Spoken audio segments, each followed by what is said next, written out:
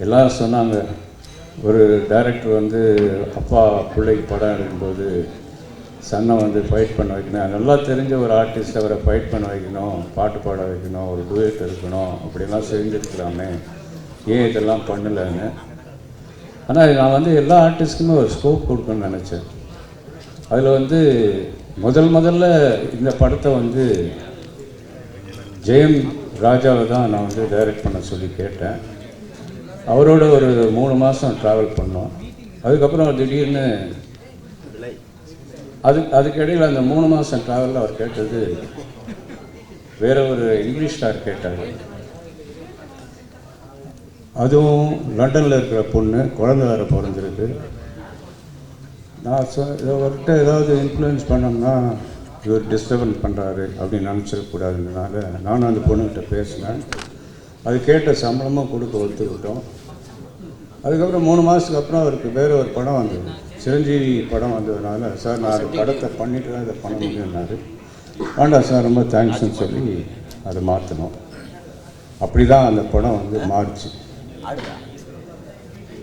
அதை ரொம்ப சிரமப்பட்டு பண்ணும்போது அந்த கேரக்டருக்கு யார் பண்ணுறதுன்னு யோசிக்கும்போது எனக்கு சிம்ரனை தவிர வேறு யாரும் யோசிக்க முடியல. அதே மாதிரி அதனுடைய ஸ்கோப் இந்த படத்தில், ஏன் நான் பேசுறது போர் அடிக்குது அவங்களுக்கெல்லாம், ஏன் பின்னாடி ஒரே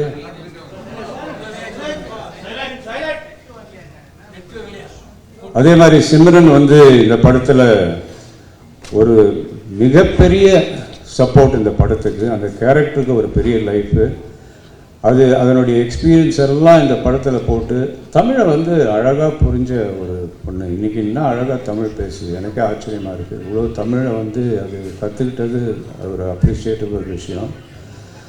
அதனுடைய பர்ஃபார்மன்ஸ் இந்த படத்தில் வந்து வேறு லெவலுக்கு கொண்டு போச்சு.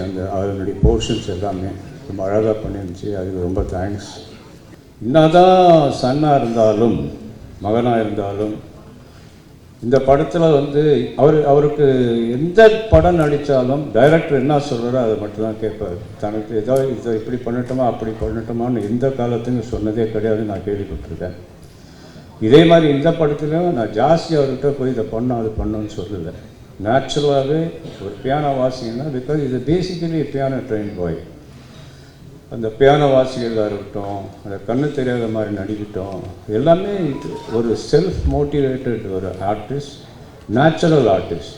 அவருடைய ரோலை ரொம்ப அழகாக பண்ணி இந்த படத்துக்கு வந்து ஃபைட் இல்லை, சாங் இல்லைன்ற குறையெல்லாம் இல்லாமல் அவருடைய நடிப்பாற்றலால் இந்த படத்தை மிகப்பெரிய சக்ஸஸ் பண்ணியிருக்காரு. மகனாக இருந்தாலும் அவருக்கும் நன்றி. செய்திகளை உடனுக்குடனும் துல்லியமாகவும் தெரிந்து கொள்ள சப்ஸ்கிரைப் பண்ணுங்க.